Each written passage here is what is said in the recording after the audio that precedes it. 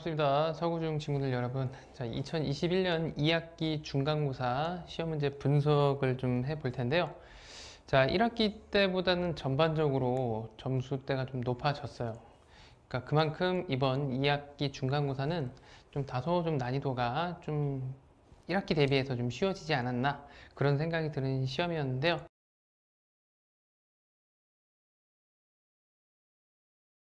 일단 첫 번째 출제 문제수 비교를 한번 해보겠습니다. 자, 우선 1학기와 크게 차이는 없는데요.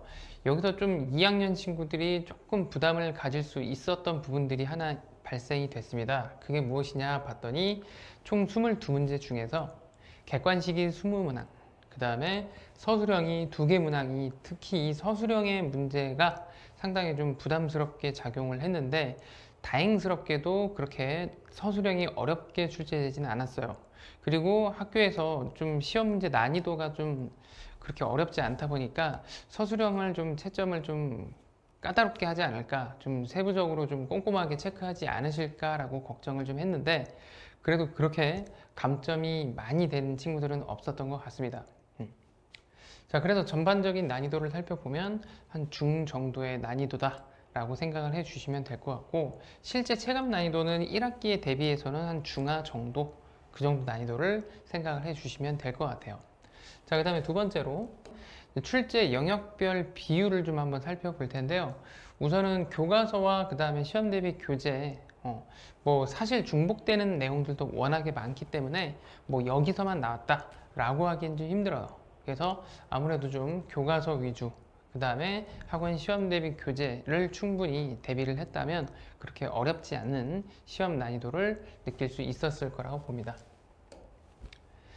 자, 그 다음에 이제 세부 문항 분석을 한번 살펴볼 텐데요. 일단은 1참수, 그 다음에 삼각형과 사각형 이렇게 고르게 좀 분포를 시켰다라는 걸 살펴볼 수가 있고, 뭐 어느 한 단원에 집중해서 출제를 했다기보다는 지금처럼 삼각형, 사각형 함수 고르게 문제가 분포되어 있는 부분들을 살펴볼 수가 있습니다. 자, 그리고 난이도를 한번 살펴보면은 가장 어려워 보이는 문제가 한 문제 좀 있었고요. 그 외 나머지 문제들은 우리 친구들이 시험 문제를 풀 때 그렇게 막 심하게 막 좀 부담을 느끼거나 좀 당황스러워 할 만한 부분들은 없었다라고 좀 생각을 할 수 있을 것 같습니다. 자, 그 다음 내용들 한번 보면요. 이제 최종적으로 분석을 좀 한번 해보도록 할게요. 일단은 1학기보다 다소 쉽게 출제되었다는 확실한 부분이고, 그 다음에 첫 서술형 문제가 출제되었어요. 왜냐면 1학기 때는 시험을 한 번만 치렀죠. 그런데 이번 2학기 때는 중간고사와 기말고사를 같이 2번 이어서 보기 때문에 아마 그래서 서술형을 좀 2문제 배치를 하지 않았나 싶어요. 아마 이번 기말고사 때도 역시 한 2문제 정도 출제를 하지 않을까 그렇게 좀 예상이 좀 되고요. 그 다음에 단원별로 역시 고르게 문제 배치가 이루어졌다. 어떤 시험이냐에 따라서 또 다르게 문제 배치가 될 수도 있는데 역시 고르게 문제가 배치가 되었고요. 그 다음에 좀 킬러 문항이라고 할 수 있는 14번 문항 같은 경우는 좀 심화 교재 문제를 좀 많이 풀어본 친구들이라면 그래도 좀 여러 번 봤을 법한 그런 문제가 생성이 되어 있습니다. 그래서 이 14번 문항은 잠시 후에 선생님과 같이 한번 풀어보도록 하겠고요. 그리고 조심스럽게 예상하는데 만점자가 되게 많을 것 같아요. 그리고 실제로 학교 평균이 80점 이상 정도는 나오지 않을까 그렇게 좀 예측이 되는 상황이고, 그래서 이번 기말고사는 아무래도 좀 난이도 조절을 다시 좀 더 하지 않을까 그런 생각이 좀 드는 이런 시험이었던 것 같습니다. 자, 그 다음으로 확인해 볼 부분은요. 이제 그렇다면 우리 2학기 기말고사는 어떻게 대비를 해야 되냐, 이게 참 고민이 되는데요. 단원을 한번 보시면은 상당히 좀 부담스러운 단원 2개가 다 들어가 있어요. 도형의 닮음, 그리고 이 안에 이제 피타고라스의 정리도 들어가 있고요. 그리고 확률, 경우의 수와 확률이라고 해서 이 부분이 우리 친구들이 좀 많이 좀 부담스러워해요. 왜 많이 부담스러우냐? 문제를 꼼꼼하게 읽고 문제에 따른 대응을 해줘야 되기 때문에 그래요. 사실 이제 도형의 닮음 같은 경우는 그냥 말 그대로 도형만 보고 문제를 풀려는 친구들이 많은데 그러면 좀 위험해요. 반드시 사전에 문제를 꼼꼼하게 읽고 그 다음에 도형에 나와 있지 않은 힌트가 무엇이 있는가, 그런 부분들을 좀 살펴볼 필요가 있겠고, 그 다음에 마찬가지 확률 단원도 어때요?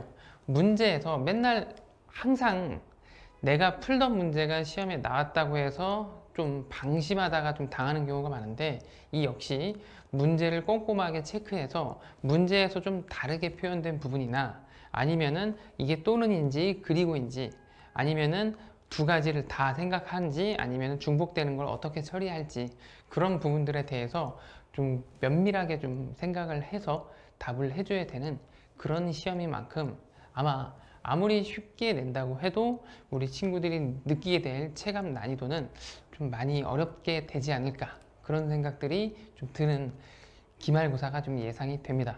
자, 이렇게 해서 이번 중간고사에 대한 한번 분석을 해 봤는데, 딱히 그렇게 막 고민이 되거나 아니면 어렵다라고 할 만한 시험은 아니었던 것 같아요. 우리 친구들도 느꼈던 것처럼.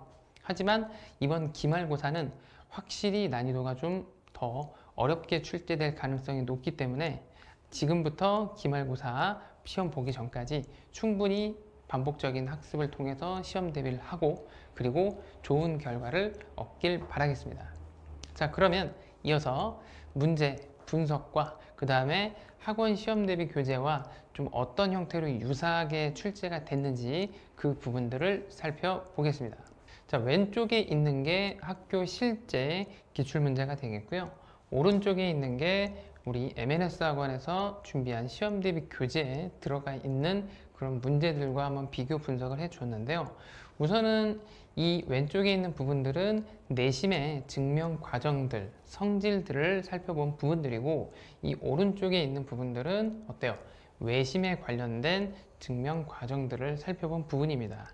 이런 식으로 최근에는 어떤 단순하게 문제만 푸는 형태가 아니라 문제를 분석을 하고 내가 스스로 과정들을 보면서 이 중간중간에 뚫려 있는 네모칸들을 채워넣는 형태의 문제들도 꾸준히 출제가 되고 있으니까요. 우리 친구들이 단순하게 그냥 계산하고 답을 구하는 문제뿐만이 아니라 이런 식으로 분석하고 유도 과정들을 살펴보는 것도 상당히 중요한 하나의 흐름으로 가고 있다라고 생각을 해주시면 될 것 같아요.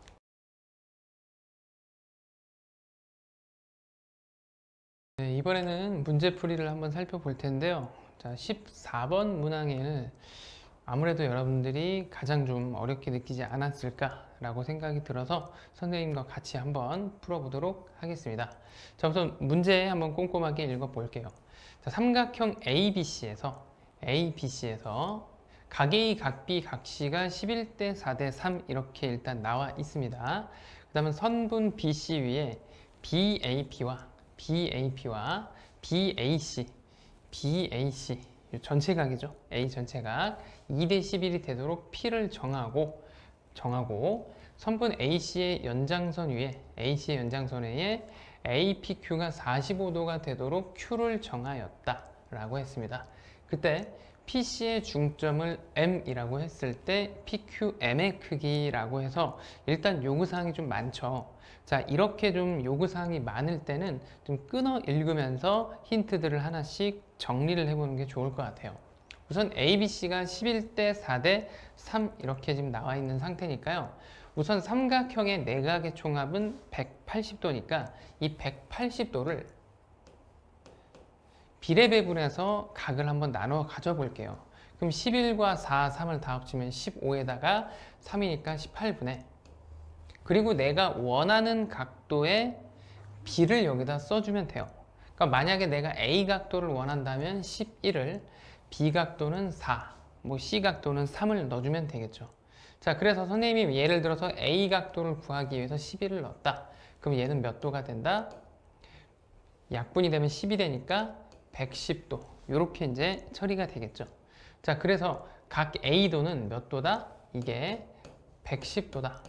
이렇게 하나 살펴볼 수가 있겠고, 그 다음에 마찬가지 B는 여기다 4를 얹어주니까 여기다 바로 쓸게요. 40도를 가져가게 되겠죠. 각 B는 40도. 그 다음에 각 C 같은 경우는 10에다 3을 곱하니까 30도.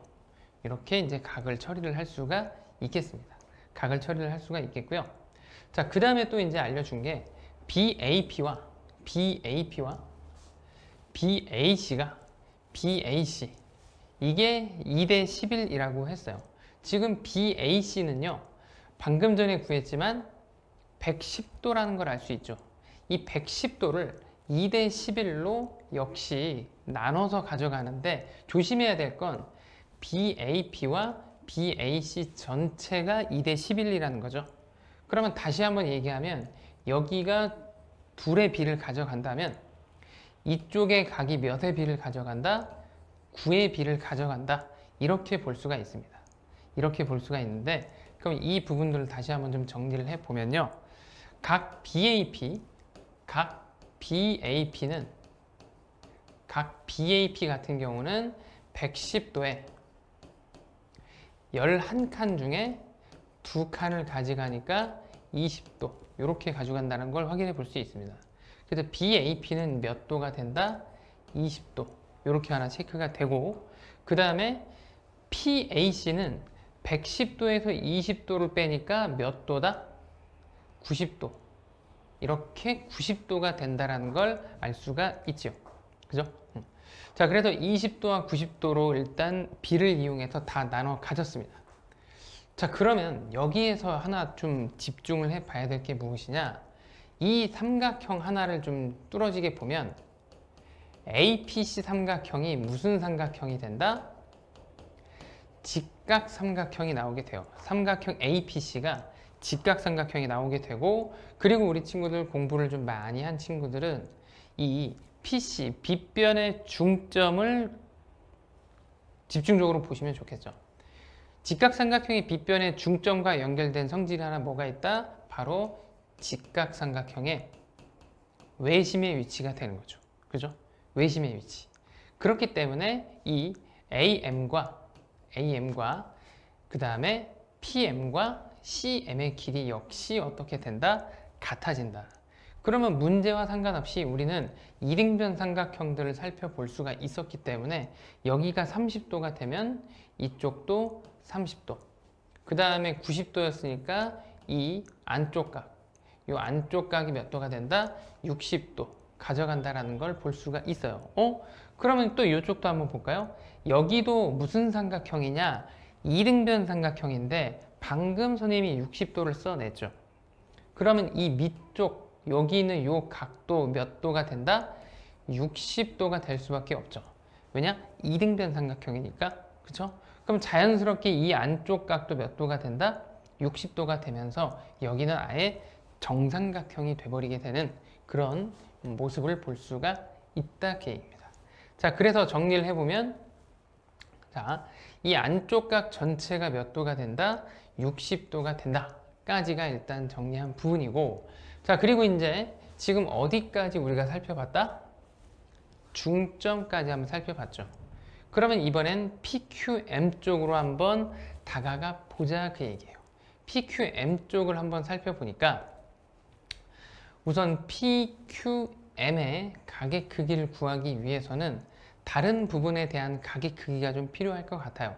예를 들면 어느 쪽? 이런 부분들. 여기 QMP 이쪽 각에 대한 크기를 또 살펴볼 필요가 있겠죠. 자, 그럼 여기서 한번 좀 생각을 해 봅시다. 이 45도와 무슨 연관성이 있는가?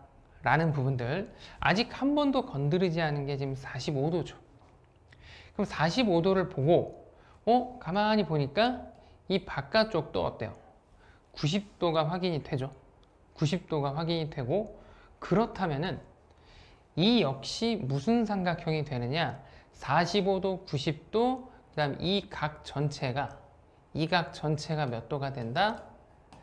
45도가 되니까 직각 이등변 삼각형이 되는구나 라는 것들을 또 알 수가 있어요. 자, 그러면 여기서 잘 보셔야 돼요. 자, 여기서 잘 봐야 될 게 지금 AM과 PM의 길이가 같다고 했는데 직각 그 다음에 정삼각형이기 때문에 요 AP의 길이까지 같아지게 되죠. 그런데 방금 이 삼각형은 무슨 삼각형이라고 했다? 이등변 삼각형이 되기 때문에 AQ의 길이까지 역시 같아지게 된다 그 이야기입니다. AQ의 길이까지 모두 같아지게 돼요. 자, 그러면 이 부분을 한번 볼게요. 자, 이쪽 삼각형 AQM을 한번 보면 이 삼각형 AQM 역시 어때요? 이등변 삼각형이 되고, 그 다음 여기서 하나 집중해서 봐야 될 게 각 QAM, 이 녀석이 몇 도인지만 한번 살펴볼게요.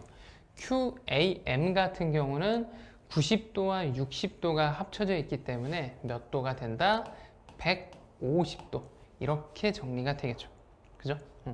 그러면 방금 AQ와 AM의 길이가 같은 이등변 삼각형이다 라고 이야기를 해 줬으니까, 이등변 삼각형이니까 150도면은 180에서 빼주면 30도가 남게 되죠.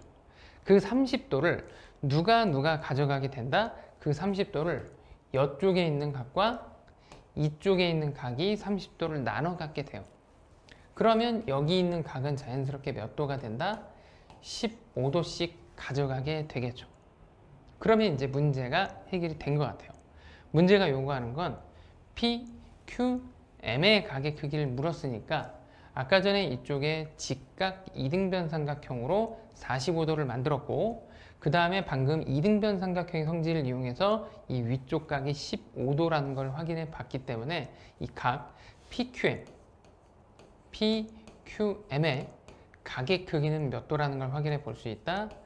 30도가 된다라는 걸 확인해 볼 수가 있습니다. 자, 굉장히 좀 복잡하게 그려진 그림인데, 이 안에 들어가 있는 지금 삼각형의 성질들을 살펴보니까 첫 번째 이등변 삼각형의 성질도 사용을 해줬고요. 그 다음에 빗변의 중점이라는 것을 이용을 해서